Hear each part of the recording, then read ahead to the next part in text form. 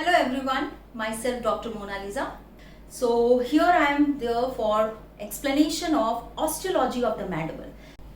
So firstly I will start up with the explanation of important features of the mandible, the outer aspect, the inner aspect, the ramus of the mandible, the body of the mandible, which are the important foraminas, what are the location of important features, and then I will explain the important attachments on the mandible. Now starting with the features of the strongest and the largest bone of the face, the mandible. So firstly I will start with describing the features. So mandible has got a body and it is having two ramuses. So starting with the body, features on the body of the mandible. So when you will see the mandible outer aspect, so this is the outer aspect, in the midline you can see this is the line which is called as the symphysis menti. This is the line where two sides mandible join here, symphysis menti. Just lower to symphysis menti, this is a triangular area. Can you appreciate this triangular area? Yes, this triangular area is called as mental protuberance. You can see two elevations on the either side of this triangular area, these and this. What is it? It is called as mental tubercle. Now my dear friends, also you can appreciate one foramina here. Can you see? I am putting my probe here. This is one foramina. The other is here. These are the mental foramina. Exact location is below the premolar tooth. Okay. This is the mental foramen. Now I also want you to appreciate here an oblique line. Okay, so this is the ramus of the mandible. This is the anterior border of the ramus of the mandible. From here an oblique ridge is passing above this mental foramen and going towards the mental protuberance here. This line is called as the oblique line, being continuing with the ramus anterior border and going towards the mental tubercles. So these are the features which is lying on the outer aspect. Okay, one more feature I just want to describe. Can you see? This is slightly depressed area, this area. This is incisor teeth, and just below the incisor teeth, this fossa is called as the incisor fossa. Okay, so on outer aspect we got incisor fossa, mental foramen, oblique ridge, the mental protuberance and the mental tubercle. Now moving on to the inner aspect. So I would like to show you the inner aspect of the mandible. Okay, so now I will compare with the both of these bones. So starting with the inner aspect. So when you will see the inner aspect of the body, very nicely you can appreciate this line. Okay, this line. Yeah, this line. What is this line called as? This line is called as mylohyoid line. It's a prominent ridge that runs obliquely downwards and forward, and it starts below the third molar tooth. Okay, starting below the third molar tooth means continuing with the ramus and then moving absolutely downwards. Okay, it is running obliquely downwards and forwards, and it will run towards the medial area. This line is called as mylohyoid line. Now my dear friends, why this mylohyoid line is important I will tell you. So attachments we are going to discuss afterwards, but in relation to this mylohyoid line we have got two depressed area, one lying below it. Okay, this depressed area. Okay, so one depressed area lying below it, here one gland lies, that is submandibular gland, and one lying above it, here the sublingual gland lies. So once more, in relation to mylohyoid line we have got submandibular gland below and sublingual gland above. Okay, now above this what happens, just if you will appreciate here mylohyoid line, this is the mylohyoid line. Just below it, can you see this is slightly grooved? If you will see nicely, it is slightly grooved below the mylohyoid line, and this groove is called as mylohyoid groove. Mylohyoid groove, got it? Upper border, this is containing the alveolar tooths. As you can see, this is the upper border. Okay, lower border is forming the base of the mandible. This is the lower border. Same thing I would like to show you in this mandible also very prominently. You can just compare with the two mandibles here. Okay, yeah, see here. Now you can see here, this is the mylohyoid line. Mylohyoid line. Below mylohyoid groove, this area for submandibular gland, this is for sublingual gland. Okay, so these are the inner aspects, important features as we see here. Okay, these are the inner aspect features which are we are visualizing here. Now I also want to show you the few other structures which is very important for you to know is the digastric fossa. So just close to the lower border. See here, I am just turning it. Yeah, this is close to the lower border. Can you see two fossas are here? Very prominently you can see. Okay, these are the two fossas which is called as the digastric fossa. This is digastric fossa. Just above it, in here you can see tubercles are lying here. Can you appreciate? These are the tubercles. Okay, these are called as the genial tubercles. We have got altogether 4 genial tubercle. In this mandible, it is appearing like a one quadrangular mass, but actually we have got 4, 2 superior and 2 inferior genial tubercles. So here on the other mandible, very nicely also you can see here the same thing. Digastric fossas, 2 superior and 2 inferior genial tubercles. Digastric fossa, 2 superior and inferior genial tubercles. So yes, we have done with the mandible part body. Now let's move on to the features of the ramus of the mandible. Okay. So for the ramus of the mandible, when you will see, this is the ramus. What is the feature? It's quadrangular shape. See here. This is quadrangular in outline, you can say. This is whole ramus of the mandible, as you can see here. And the ramus of the mandible is having, this is the outer aspect, this is the outer surface, this is the inner surface. So it is having inner and outer surface. It is having superior border, posterior border. So let me hold it rightly. So yes, we have got superior border here, superior border, posterior border, anterior border and inferior border. Got it? Yeah, superior. So we have done with the borders. Now I will move on with the important aspect which is seen in the ramus of the mandible. So lateral surface, if you will see nicely, lateral surface. So this is the lateral aspect. This is the lateral aspect. Okay, this is the lateral aspect or the lateral surface, which if you nicely see, it is having ridges. Can you see here? These are the ridges which is appearing. Okay, so it is rough and having ridges. This is due to the pull of masseter muscle which is attached onto the outer aspect of ramus of the mandible. Now let's see the features on the inner aspect. Features on the inner aspect of the mandible. So when you will see the features on the inner aspect of the mandible, you can see a foramen where I am introducing my probe. This is the mandibular foramen, which is seen in the inner aspect, and this mandibular foramen in which I am introducing my probe will lead to mandibular canal, and in continuation it opens on the outer aspect lying continuing with the mental foramen. So please understand this continuity. Okay, in the inner aspect of the ramus of mandible where my probe is introduced, it is mandibular foramen. This is mandibular canal inside. My probe is going into mandibular canal and this is coming out through mental foramen. This is mental foramen. Okay. Now let's move on to the other aspect. So anterior border. Now focus on to the anterior border. If you will see, this is the anterior border of the ramus of mandible, which is quite sharp, as you can see.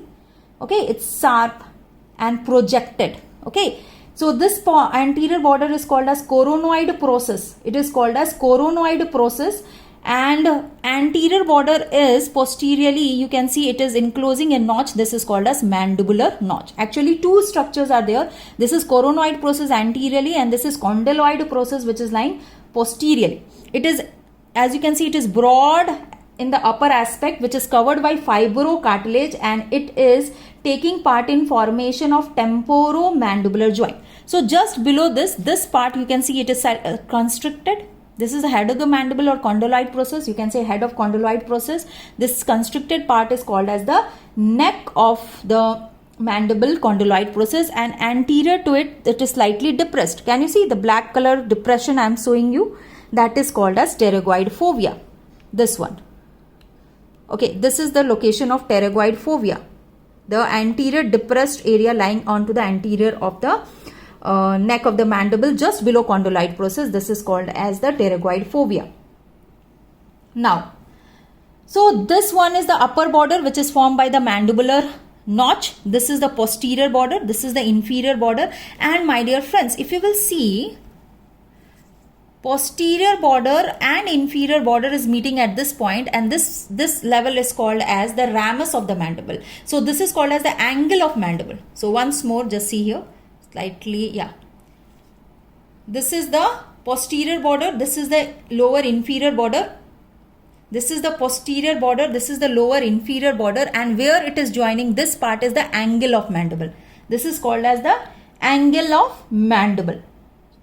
Now, I also want to appreciate here mylohyoid groove on the inner aspect. This is mylohyoid line.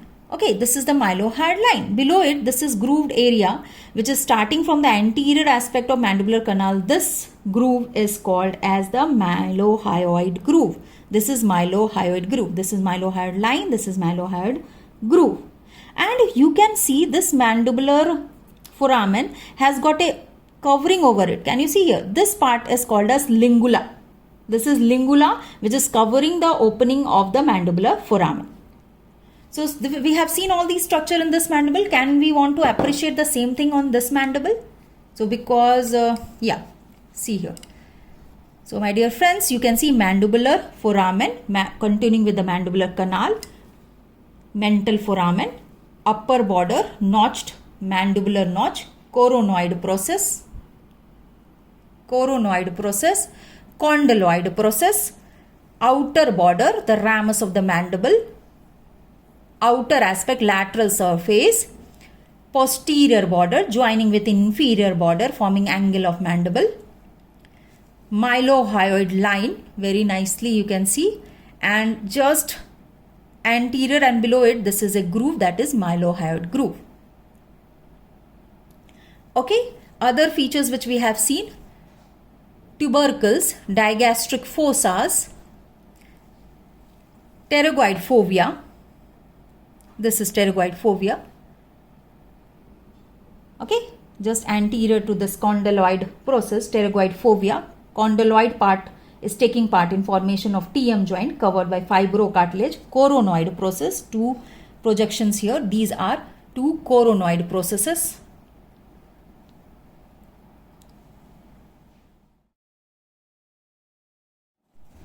Now starting with the attachments on the mandible. So firstly, let's see the outer aspect. Here, if you remember, I have explained it. This is the oblique line on the lateral aspect of the body. And this oblique line is giving attachment to and giving origin to which muscle? Buccinator muscle. Buccinator muscle. Okay, so buccinator muscle is originating from the oblique line on the lateral aspect of the body of mandible. Now, just anterior to this oblique line, this is the oblique line. Okay, if we go more anteriorly in front, it is giving origin to just below this mental foramen. This is the oblique line. Buccinator muscle is originating, and on the anterior aspect of the oblique line, the two muscles of the facial expression, that is depressor labile inferioris and depressor angulae oris, arises from this oblique line exactly below this mental foramen. This is mental foramen, oblique line. Below the mental foramen, this is the area where the origin of depressor labile inferioris and depressor angulae oris muscle arises from here. Now, incisive fossa. What is this? This is incisive fossa, just lying below the incisor tip. This is the incisive fossa. Incisive fossa is giving origin to mentalis and the mental slip of orbicularis oris muscle. Okay. Now mylohyoid line. So we have already appreciated on the inner aspect. This is the mylohyoid line. See here. This is the mylohyoid line. Mylohyoid line is giving origin to mylohyoid muscle.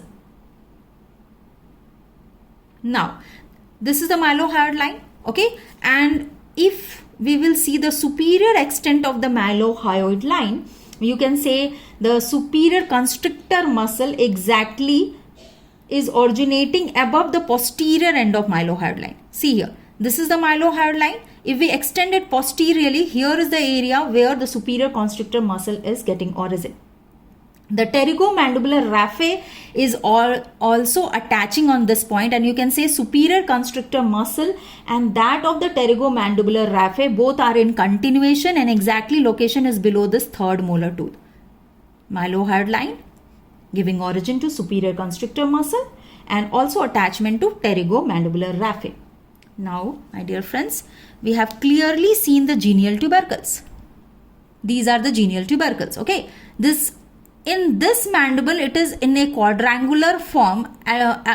Exactly, we have got 4 genial tubercles. So let me show you the another one. See here. This is the upper 2 genial tubercles. Yeah. This is the upper 2 genial tubercle. This is the lower 2 genial tubercles. The muscle which is arising from the upper 2 genial tubercle is genioglossus muscle, the muscle of the tongue, intrinsic muscle of the tongue, the safety muscle of the tongue, genioglossus muscle, and below this the 2 tubercles is giving rise to geniohyoid muscle. My dear friends, these are digastric fossa. As you can see here, prominently this mandible has got a very beautiful digastric fossa. Can you see? Very beautiful digastric fossa. So this digastric fossa is giving origin to anterior belly of digastric muscle. Anterior belly of digastric muscle arises from this digastric fossa. Now, on the whole of the mandible lower border, if we are talking about the whole mandible lower border here, lower border, okay? Exactly, this is the lower border. It is giving attachment to deep cervical fascia investing layer. Platysma muscle, which is a muscle which is lying in the superficial fascia, is giving attachment to here onto the lower border. And the lateral aspect of the mandible, ramus of the mandible. Okay, see here. This is the lateral aspect of the ramus of the mandible. And lateral aspect of the ramus of mandible is having a very prominent ridges. Can you see why these ridges are here? Because here is the attachment of masseter muscle, and due to the pull of the masseter muscle, the ridges appear, and here the masseter muscle is attached. Okay. So also, if we talk about the other important relations, and some ligaments are also attached. One is sphenomandibular ligament, which is attached to lingula. If you remember, I have explained to you the mandibular foramen is it is covered by a projection, bony projection. This is called as lingula, and the lingula is giving attachment to sphenomandibular ligament. Medial pterygoid muscle attachment. So let me show you medial pterygoid. Yeah, this is the inner aspect of the mandible. Okay, this is the inner aspect of the ramus of mandible. Here also, can you see slightly notched, and it's rough markings are there. This is due to the attachment of medial pterygoid muscle. Medial pterygoid muscle is inserted onto the medial aspect of ramus of mandible. Now coming to the attachment of temporalis muscle. Okay, all the muscles of mastications are attached onto the mandible. So temporalis muscle is attached onto the coronoid process. It is attached onto the apex and medial aspect, apex and medial aspect of the coronoid process. So you can say medial surface and apex is giving attachment to temporalis muscle. Now also you can see this is the pterygoid fovea. Okay, pterygoid fovea. So here the insertion of the lateral pterygoid muscles occurs. Actually, lateral pterygoid muscle is not only attached to pterygoid fovea, but it is also attached to the articular disc of TM joint and the fibrous capsule of TM joint. Now the lateral surface of the neck of mandible. So this is the neck of the mandible, and its lateral aspect here, it is giving attachment to lateral ligament of TM joint. Lateral ligament of TM joint. So these are the important attachment. Before summarizing, okay, I would like to tell you about the important nerves in relation to the mandible. A very important question for your entrance exam, very important for your viva, very important for your theory also. So let's start with the important foramina's location. So mental foramen. Okay, mental foramen. So which nerve is passing through it? Mental nerves and vessels. Mental foramen transmits mental nerve and vessels. Inferior alveolar nerves and vessels, where my probe is introduced. So inferior alveolar nerves and vessels enter the mandibular canal through mandibular foramen and emerge out through mental foramen, becoming the mental nerves and vessels. Now lingual nerve. What about the lingual nerve?